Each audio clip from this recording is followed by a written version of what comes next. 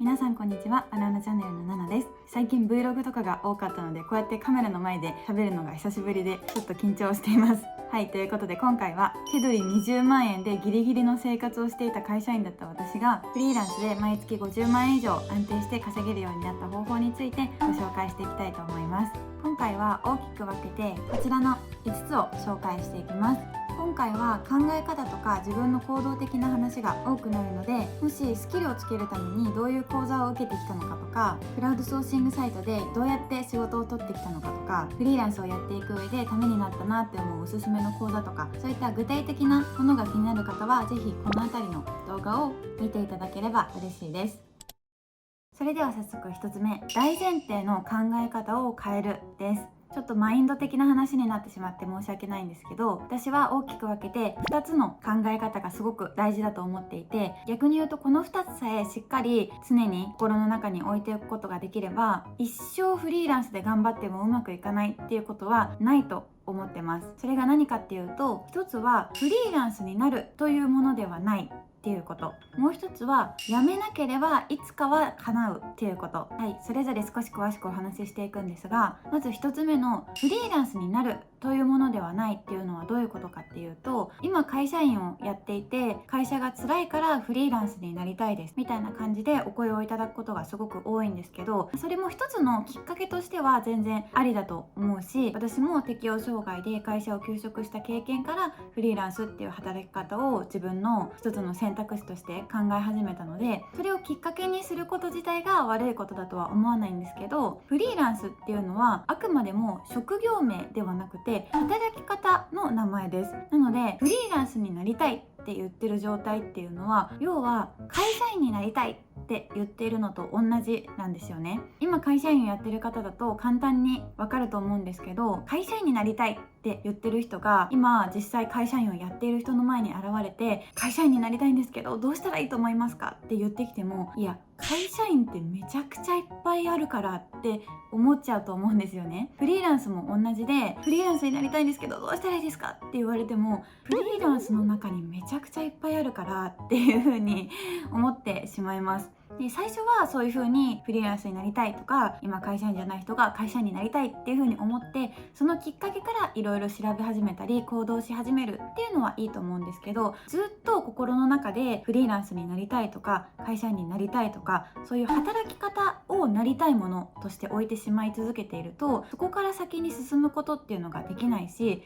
いつまで経ってもそのなりたいものっていうのが具体化されないんですよね。逆に言うと、フリーランスになりたいって思って本当にフリーランスになれる人は、フリーランスの働き方がしたい、じゃあ自分はその中でどういう職種で何をやっていきたいんだろう、で本当にそれは自分が続けていけることなんだろうかっていうふうにちゃんと考えていくと思うし、会社員でも同じで正社員になりたいって思っている人は、それが叶う職種とか会社ってどういうところがあるんだろうかって調べたりとか、いろんな業界があったりいろんな職種があるので、自分はどういうものだったら続けられるんだろうとか、どういうものだったら自分の今のスキルとかこれから身につけるスキルで採用してもらえるんだろうかっていうことを考えていくと思うんですよね。なのでフリーランスになりたいっていう、要はフリーランスをなるものとして捉えちゃってる人は一生そこの具体的なステップに進めないので、フリーランスになりたいと思うものではなくて、あくまでもフリーランスは働き方の種類の名前であって、なりたいって思うべきものはもっとこう職業だったりとか、どういうスキルを持ってる人になりたいのかとか、そういったところで決めるべきだと思ってます。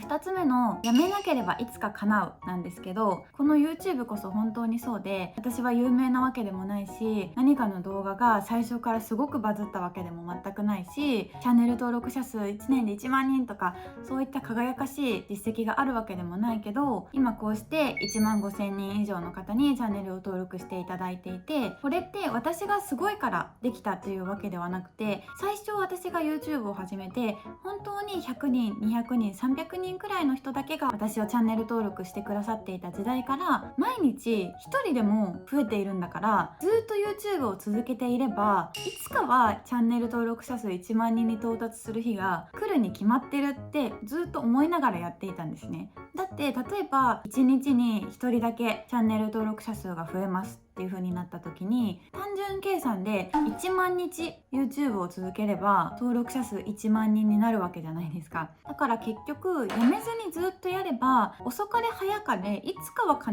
ずやりたいことが叶ったり、したいと思っていたことができると思っていて、逆にできない人っていうのはどうしてできないかっていうと、この始めたばっかりの段階で1日1人しかチャンネル登録者数が増えないんだったら、1年やっても300人ぐらいしか増えないじゃん、じゃあやめちゃおうっていう風に思ってやめてしまう人が結局1万人に行けなかったり5000人に行けなかったりするわけなんですよね。なので結果を急ぎすぎたり、高い目標を立てすぎてそれに到達できない自分にがっかりしてさっさとやめて次に行っちゃうんじゃなくって、一つのことをずっとやっていればいつかはできるようになる、いつかは叶うっていう前提を心に置いていくと、フリーランスとしてもやっぱり最初は一生懸命ポートフォリオの動画を作ったのに一つも仕事が入ってこなくて、そのポートフォリオを作った編集時間何時間も費やしたものが無駄になってしまったなって感じる瞬間とかもあるわけですけど、それでも続けていくことができると思うんですよね。結果を急いでいる人だと10時間かけて作ったこのポートフォリオが1ヶ月間誰の目にも触れなかった、じゃあ自分は動画編集向いてないんだ、やめちゃおうっていう風になってしまうと思うし、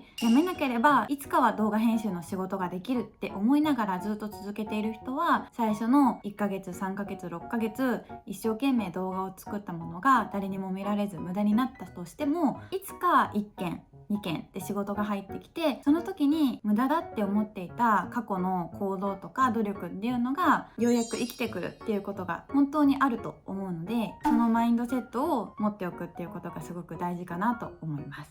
2つ目、モチベーションの保ち方です。これもすごくたくさん質問をいただくことがあって、特に私は YouTube を長年やってきているので、どうやってそのモチベーション保ってるのみたいなことをよく聞いていただくんですけど、私が生まれてこの方ずっと思っているのが、努力より習慣にするのが一番強いっていうことです。逆を言うと、努力してる、頑張ってるって思っている時点でそれは続かないと思ってます。モチベーションがないとできないものな時点で、モチベーションっていうのはどんなに優れた人間でも高い時と低い時っていうのがあって、低い時に絶対にやめてしまうので続かないと思ってます。なので本当に何年も何十年もこれを私は続けていくんだ、続けていきたいんだって思ったものがあるんだったら、それは努力して続けるんじゃなくて、もう習慣にしてしまう必要があると思います。今までやってなかったことを努力じゃなくて習慣にするってどうやるんだよ、むずいじゃんって思うと思うんですけど、私もね簡単だとは思わないです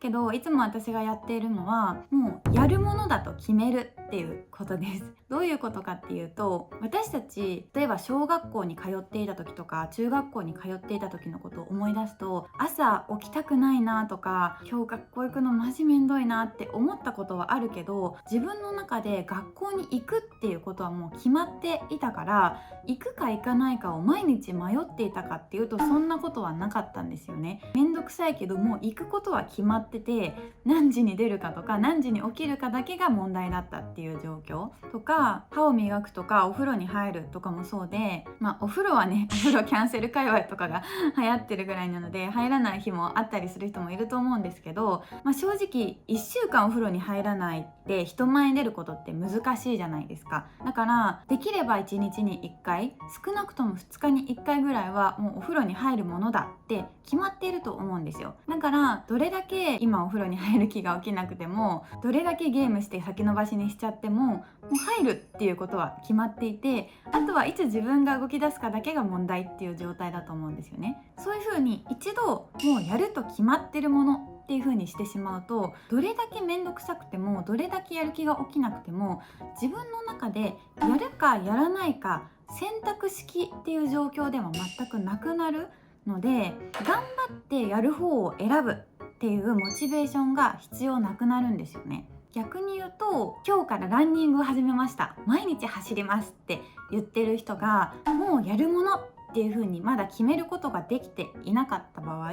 毎日今日走るのか走らないのかという選択を自分の中で迫られるわけですよ。っていう風になると、疲れてるなとか、汗かきたくないなとか、昨日の筋肉痛が残ってるなとか、やらない方を選択する理由なんて山ほどあって、でそれに打ち勝って努力でモチベーションでやるっていう方を毎日頑張って選ばなくちゃいけなくなるんですよね。でこれってすごく難しくて、頑張ってこっちを選んでる状態だから、ある日やっぱりその頑張る力っていうのが尽きてしまった時にやらない方を選んでしまうと思うんですよ。これで自分に負けたとか、忍耐力がない、継続力がないみたいに思ってしまう人がいるけど、そうじゃなくて人間の当たり前の姿なんですよ、それが。じゃあそうならないようにするのはどうしたらいいかっていうと、もうこの選択肢をなくすしかないんですよね。毎日やるかやらないかを考えすらしない。もうやることは決まってるんだとでそれをいつやるかはこの自分のダラダラ具合次第みたいな、そういう状態にしてしまうと継続できるようになると思ってます。なので私は YouTube を基本的には毎週金曜日に1本あげるっていう風に決めていて、それはもう自分の中で決まっていることだから、今週は YouTube あげようかな、あげないでいいかなって迷うことすらないんですよ。あ、やばい、今週の分ない、もうあげるって決まってるんだから、じゃあそこで1本取ってっていう思考になるわけですよね。とか、私は毎週2回は絶対ジムに行くっていう風に決めているので、スケジュールを見て、この日だったらジムに行けるなっていう風に分かったら、もうその日はジムに行く日って決まってるんですよ。だからどれだけ疲れてても、めんどくさくても、今日ジム行く日だ、やばい、動かなきゃっていう思考になるだけで、それで怠惰ではあるけど、自分の中で今日ジムに行こうかな、行かないでいいかなって迷ってはないんですよ。もう行くっていうことは決まってるので、あとはいつ動き出すかが自分次第っていう状況。それでやると決めてしまえば、やろうって思うまでは確かに大変なんだけど、やるかやらないかを選べる状況で頑張ってやるを選択し続けるっていうことに対する必要なモチベーションよりかは少なくて済むんじゃないかなって思っているので、ぜひモチベーションどうやって保てばいいのかなとか、継続できないって思っている人は、やると決める、習慣にするっていうのをやってみてください。3つ目、現実にする方法です。これは1番でお話ししたことにも少し関係するんですけど、やっぱりやりたいなーって思っていることに対して具体的にそれってどうやったらやれるのかなとか、どうしたら実現できるのかなとか、その道筋はっていうことが描けてないと、そのやりたいことって絶対に叶わないんですよ。例えばこの前私にいただいた質問で、私も自分で事業を立ち上げてカウンセリングとかコーチングとか相談サービスみたいなものをやりたいって思っているんですけど、どうしたらいいですか、どうしたらできますかみたいなことを質問していただいたんですよね。でその質問をいただいて、私はどうしたらって言われても、そのどこが分かんないのかが分かんないからっていう風になってしまって、正直具体的な ToDo で教えてくださいって言われたら、もう膨大な手数があるじゃないですか。多分その方がやりたい事業を実際に事業として起こして自分で経営していくっていう風になったら、それをこういう風にしたらいいですよって一言でお返事することってできないし、でもじゃあその人がここが分からないから、ここの道筋だけちょっと最初知りたいっていう風に思ってるんだったら答えられるなって思ったので、なんかこう具体的にどこが知りたいか教えてくださいみたいな風にお伺いしたところ、こういう事業を立ち上げたり経営したいってなったらどこに相談したらいいんですかっていう風に改めて質問をいただいたんですよ。でそれに対して私が正直思ったのは、この方はまだやりたいって思ってるものがふわっとイメージとしてあるだけで、それには何が必要なのかとか、どうしていったらいいのかとか、そういう具体的に考えるところまで全くできていないんだなっていうことです。例えば私がそういう相談サービス事業みたいなものを立ち上げて、それをちゃんと収益化してそれの経営者になりたいって思っていたら、今の自分がそれをやるために何が足りないだろうって考えると思うんですよね。じゃあまずそれってホームページで申し込めるみたいな形にするのか、アプリでサブスクリプションで月額いくらみたいな感じで相談できるようにするのか、どういう風にしていこうかなみたいなことを考えると思うし、でじゃあアプリにするってなったら、私にはアプリを構築するスキルっていうのはないから、じゃあ誰かに依頼しなきゃいけないなとか、どのぐらいのクオリティのものを依頼するにはどのぐらいの金額がかかるのかなみたいなことを調べてみたりとか、じゃあその資金って今私持ってないから、じゃあ今度銀行から融資を受けきるにはどうしたらいいかを調べてみようかなとか、それについて詳しい人に相談してみようかなとか、そういう風に具体的にちゃんとイメージして分解して考えれば、今自分が取るべき行動とか、本当に何がわからないからそれを誰に聞くべきなのかっていうのが見えてくると思うんですよね。だけどそれが全く分かってない状況だと、フリーランスになってみたいな、フリーランスなり方で調べるみたいなそういう状況になっちゃうわけですよ。フリーランスなり方みたいなことで調べたところで、正直会社辞めて自分で仕事始めればそれみんなフリーランスですよみたいな答えしかネット上には出てこないと思うし、個人事業主なるにはみたいなところで調べたところで、結局は開業届を出しましょうみたいな答えになってしまうわけですよ。でもきっと求めてるのはそういう答えじゃないですよね。じゃあフリーランスになりたいっていうのを具体化して考えた時に、自分はその中でどういう仕事に就きたくて、その仕事に就くためにはどういう経験とどういうスキルが必要で、その経験はこういうところで働いたら得られるかなとか、そのスキルはこういう講座を受けたら得られるかなとか、そういうふうに考えていく必要があって、で最終的にそれでも分かんないところがあった時に人に具体的に聞くっていうことができると思うんですよね。例えばフリーランスになりたいって思っていた人が動画編集やってみたいな、で動画編集者やるにはこのぐらいの動画作れないといけないんだなとか、クラウドソーシングサイトでこうやって仕事取らないといけないんだなって分かって、じゃあクラウドソーシングサイトでの仕事の取り方はユーデミーで見てみようとか、動画編集のスキルは講座を受けてスキルをつけてみたいけど、正直いろんなところがありすぎて全部自分で調べてみたけどどこもいいとこしか言ってないから分かんない、じゃあこれだけ動画編集講座受けたことがある人に実際の声を聞いてみようとか、そういう風に分解して考えることができるわけですよ。なので私が思う具体的に実現する方法っていうのは、ふわっと思い描くだけじゃなくって、ちゃんと自分の中でリアルに具体的にそれができた時の状況とか、そこまでのロードマップっていうのがイメージできる状態にするっていうことがすごく大事だと思ってます。4つ目、仕事を取る人脈を作る方法です。これは今までもたくさんお話ししているのでさらっといくんですけど、私が一番効果があったなと思う方法は、どれだけスキルが未熟でもまだまだその仕事で初心者でも自分から名乗ってしまうっていうことです。どういうことかっていうと、例えば私が動画編集スキルの講座を受け終わって、じゃあ今月からいざ仕事を始めてみますってなったとするじゃないですか。でまだ一件も仕事を受けたことがなくて、正直ポートフォリオの動画しか作ったことないみたいな状況だったとしても、人と出会える場所に行ったら動画編集者のナナですっていう風に名刺を渡す、これが先に名乗ってしまうっていう方法です。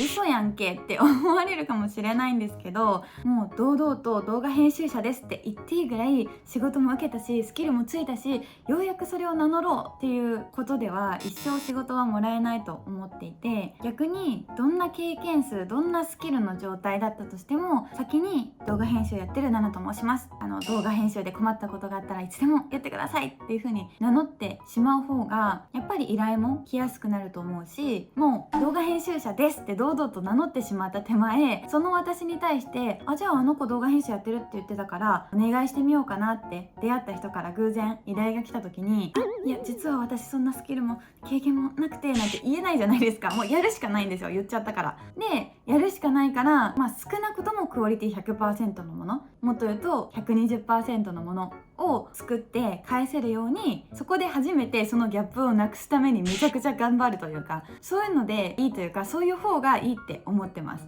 もちろん大嘘はダメなので、自分がプレミアプロの講座しか受けてこなかったけど、もうアニメーションとかもいくらでもやるんでみたいなことを言っちゃうのはさすがに嘘だからダメなんですけど、 YouTube の動画依頼してもらって、それが初めてとか2本目の動画だったとしても、初めてだからこのクオリティですってお返しすることはできないので、そのために一生懸命新しいトランジションのやり方調べたりとか、一生懸命新しいフォントを探したりとか、どんなオープニングだったら面白いのかなっていろんな動画をチェックしたりとかって、そこで初めて頑張るわけですよね。なので自分を追い込んで努力しなきゃいけない状況に持っていけるっていうのもそうだし、依頼が来やすくなるっていう意味も含めて、先に名乗るっていうのが仕事を取ったり人脈を作る上ですごく大切だと思います。最後5つ目、目標計画の立て方です。でこの目標とか計画ってもちろん人によっていろんな立て方があると思うんですけど、私のおすすめは最初のうちは結果ではなく自分の行動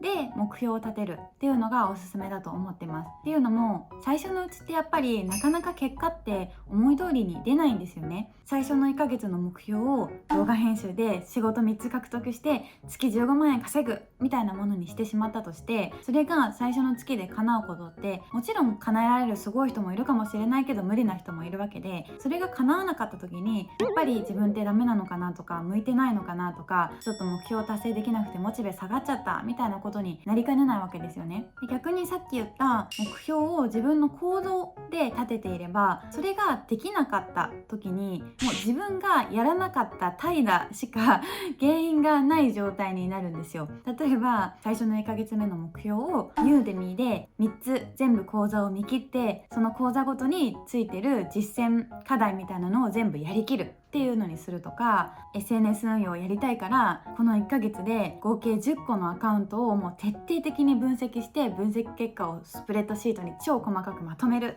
とか、そういう自分の行動を目標にしてしまえば、それが叶わなかったとして向いてないのかなとか、やっぱ自分じゃダメなのかなとか、叶えって願いながらやってたけど残念ながら叶わなかったなみたいなことにならないじゃないですか。だって自分がやれば達成できるし、やらなければ達成できないだけの目標なので。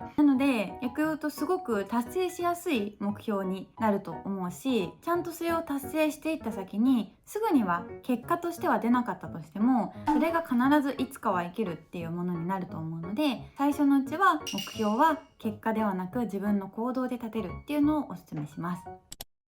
はい、ここまで5つですね。大前提の考え方、モチベーションの保ち方、具体的に実現する方法、仕事を取る人脈を作る方法、そして目標、計画の立て方についてお話ししてきました。ぜひ皆さんもこの考え方とか行動っていうのを取り入れて、フリーランスに限らず自分の理想の働き方をしながら理想の収入をちゃんと得られる生活っていうのを叶えてほしいなと思います。最後までご覧いただきありがとうございました。